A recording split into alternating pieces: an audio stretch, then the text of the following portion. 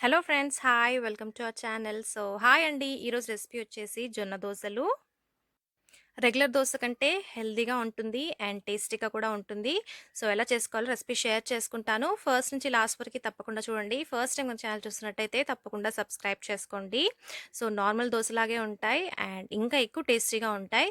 First దానికోసం మినపప్పు తీసుకుంటున్నానండి. 1 గ్లాస్ దాకా మినపప్పు తీసుకుంటున్నాను. ఇక్కడ నేను 1 గ్లాస్ కంటే కొద్దిగా తక్కువగా తీసుకుంటున్నాను మినపప్పు. ఈక్వల్ క్వాంటిటీలో తీసుకోవాలి మినపప్పు అండ్ జొన్నలు. జొన్నలొచ్చేసి 1 ఫుల్ గ్లాస్ తీసుకుంటున్నాను. కావాలంటే 2 ఈక్వల్‌గా తీసుకోవచ్చు. కొంచెం తక్కువగా మినపప్పు తీసుకున్నా బావుంటుంది. దోసలు బాగా క్రిస్పీగా వస్తాయి.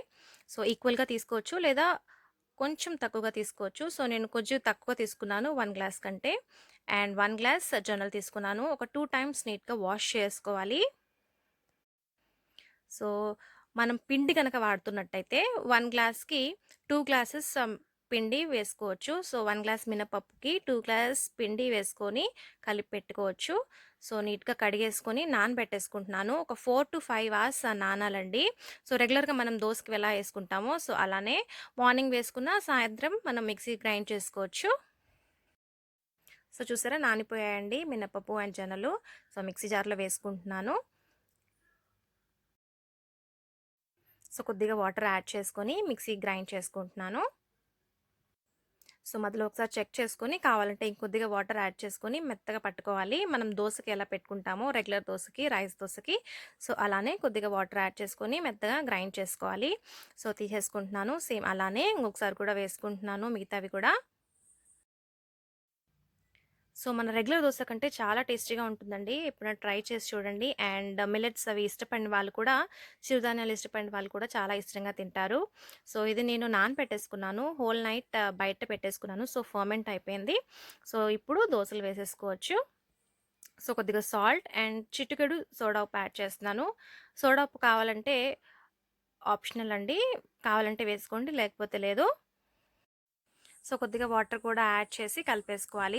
మనం రెగ్యులర్ దోస ఎలా ఉంటుందో అలా కలుపుకోవాలి. కొద్దిగా వాటర్ యాడ్ చేసుకొని కలుపుకుంటున్నాను. అండ్ పెనం పెట్టేసుకున్నాను. ఆయిల్ అప్లై చేసుకున్నాను. అండ్ దోస పోసేసుకుంటున్నాను.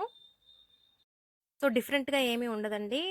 రెగ్యులర్‌గా మనం రైస్ ఎలా వేసుకుంటామో అలానే వేసేసి నానబెట్టేసుకొని, మిక్సీ పట్టేసుకొని దోసలు వేసేసుకోవడమే. చాలా టేస్టీగా ఉంటుంది. చాలా హెల్తీ కూడా. ఇప్పుడు రైస్ అవి ఎక్కువ తినకుండా ఇలా జొన్నలు, రాగులు అవి తింటే చాలా మంచిది. ఇక్కడ నేను జొన్నలు తీసుకొని మిక్సీ పట్టేసుకున్నాను. జొన్నలు లేకపోతే జొన్న పిండైనా దొరుకుతుంది. జొన్న పిండైనా తీసుకొని మినపప్పు మిక్సీ పట్టేసుకొని జొన్న పిండి కలిపి పెట్టుకోవచ్చండి. మనం ఇడ్లీకి ఎలా కలిపి పెట్టుకుంటామో అలానే. ఇదొచ్చేసి మనం ఇడ్లీ కూడా చేసుకోవచ్చు ఈ బ్యాటర్ తోటి. బావుంటాయి. చాలా సాఫ్ట్‌గా వస్తాయి ఇడ్లీలు. అవి కూడా చేసి చూపిస్తాను. అయిపోయిందండి. తిప్పేసాను దోస. పైనుంచి కొద్దిగా ఆయిల్ అప్లై చేసి తిప్పేసి తీసేసుకుంటున్నాను. చూసారా కలర్ కూడా ఎంత బాగా వచ్చిందో. ఇలా చేసి పెట్టండి. పిల్లలు కూడా చాలా ఇష్టంగా తింటారు దోసలు. చట్నీతో అండ్ కారపొడితో సర్వ్ చేసుకోవచ్చు. చట్నీ కావాలంటే లింక్ నేను డిస్క్రిప్షన్‌లో యాడ్ చేస్తాను. అండ్ పొడి కూడా నేను డిస్క్రిప్షన్‌లో యాడ్ చేస్తాను. తప్పకుండా ట్రై చేయండి. మరిన్ని వీడియోస్ కోసం లైక్, షేర్ అండ్ సబ్స్క్రైబ్ చేసుకోండి. Thank you for watching.